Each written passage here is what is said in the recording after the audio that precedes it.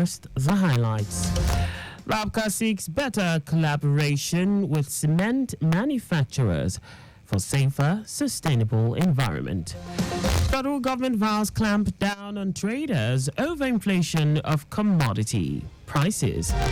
On the foreign team, United Nations appeals for $2.8 billion aid to Gaza occupied West Bank.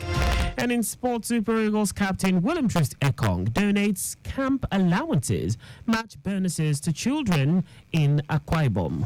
And now the details. I am Akan Usen.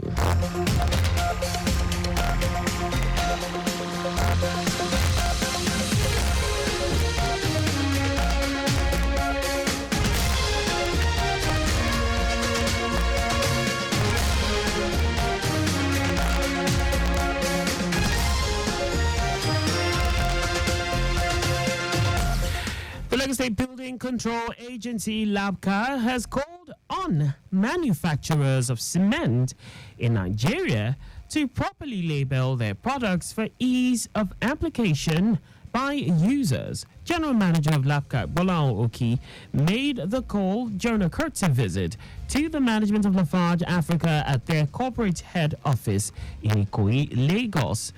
Oki said the purpose of the visit was to seek better collaboration between the two organizations in achieving a safer and sustainable environment devoid of building collapses as a result of the use of inferior building materials.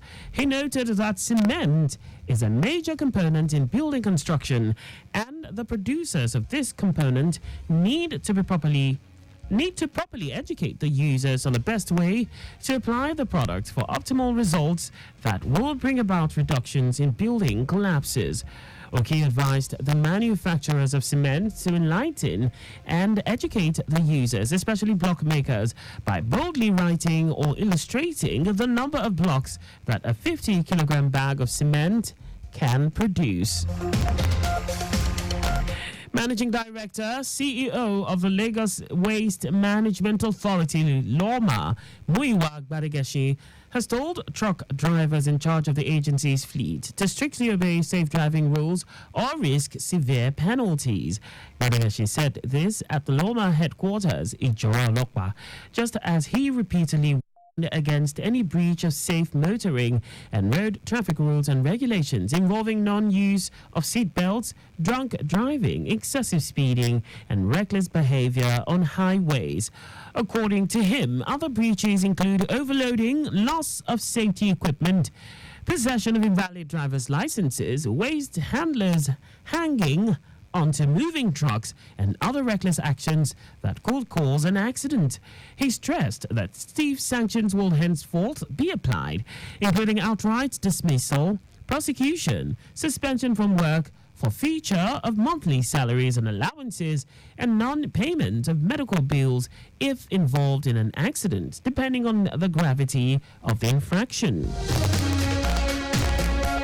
The federal government says it will not hesitate to take back oil assets, as only 5 out of 60 licenses issued during the 2021 marginal oil field bid round are currently in use.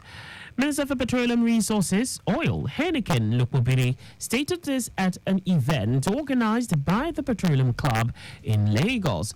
According to Lukubiri, the government is looking to ramp up crude oil production to boost revenue and will not tolerate dormant oil licenses nor any company or individuals to hold on to licenses as souvenirs. He said Nigeria had lost about $30 billion to low oil production in the past 2.5 years, adding that increasing crude oil production would automatically drop the dollar against the naira. And now to the rest of the stories. The federal government has vowed to take stringent regulatory measures against traders unfairly inflating prices of goods and commodities. The government, through the Federal Competition and Consumer Protection Commission, FCCPC, expressed worry that despite the recent appreciation of the naira against the dollar, consumers continue to face escalating costs without a corresponding decrease in prices of goods and commodities. Chief of FCCPC Adamu Abdullahi, in a statement, said this situation is unacceptable and the agency understands the significant financial strain these rising prices are placing on Nigerian households. Hence, it is taking proactive steps to address the issue. Abdullahi said while the FCCPC cannot directly regulate prices, it will utilize its existing legal framework to enforce fair competition and consumer protection provisions. He added that operators of the agency have been directed to intensify monitoring of both formal and informal markets, where businesses may be taking advantage of market conditions to unfairly inflate prices and ramp up enforcement activities. The Kano State High Court has issued an ex parte order affirming the suspension of former Governor Abdullahi Ganduje as the national chairman of the All Progressives Congress, APC. Justice Usman Naaba, presiding over the court, granted the order in response to an ex parte motion filed by two executive members of the APC from the Ganduje ward, Lamine Usani and Haladu Gwanjo. The motion filed on behalf of the ward sought the suspension of the APC chairman, alleging misconduct and breaches of party regulations. The court's ruling mandated Ganduje to cease all activities associated with his position as the national chairman of the APC, effectively halting his involvement in the affairs of the National Working Committee, NWC. About 29 Yoruba Nation agitators have been arraigned before the Chief Magistrate's Court in Ibadan, Oyo State, for their involvement and roles in the failed invasion of the Governor's office and the State House of Assembly. The case is between the Commissioner of Police and 29 suspects. The investigative police officer Bakari Razak said the offence is contrary to and punishable under Section 516 of the Criminal Code, Cap 38, Volume 2, Laws of Oyo State of Nigeria, 2000. He said they were arraigned on 7 counts of treasonable felony, unlawful society, illegal possession of firearms, and conduct likely to cause breach of peace. On Saturday, April 13, some masked persons suspected to be Yoruba Nation agitators invaded the state secretariat, Agodi Ibadan, to hoist their flag before the joint security personnel demobilized them. And now to foreign news. The United Nations has asked for $2.8 billion in funding to assist more than 3 million people in Gaza and the occupied West Bank until the end of the year to prevent looming famine in the war-torn territory.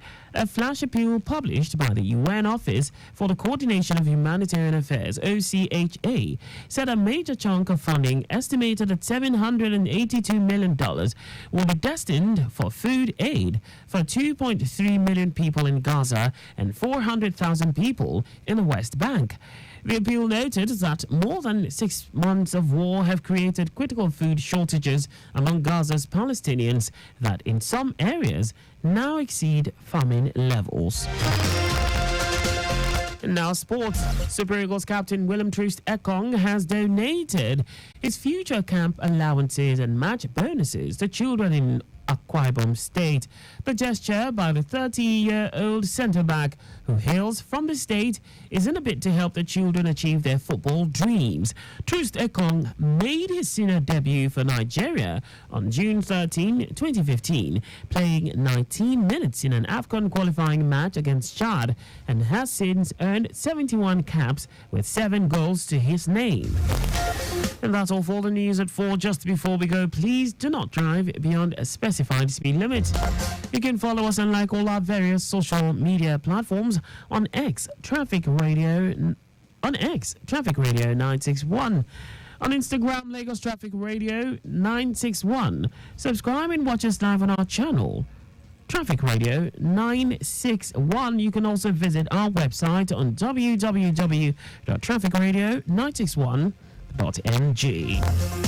Did you know that the Sanwo-Olu administration established 10 try and oxygen centers? You can get more details on the Lagos State Government's website. To end the news, here are the highlights of the major stories. The Lagos State Building Control Agency, LABCA, has called on manufacturers of cement in Nigeria to properly label their products for ease of application by users. The federal government has vowed to take stringent regulatory measures against traders unfairly inflating prices of goods and commodities. Well, I told you that the United Nations has asked for $2.8 billion in funding to assist more than 3 million people in Gaza and the occupied West Bank until the end of the year to prevent looming famine in the war-torn territory. And in sports, Super Eagles captain William Troost-Ekong has donated his future camp allowances and match bonuses to children in Akwa Ibom State. For contact with the newsroom, please send a message to info@trafficradio961.ng. And that ends the news broadcast compiled by Adewale Oluwaporku. I am Akan Usen. Thanks for listening and please stay safe.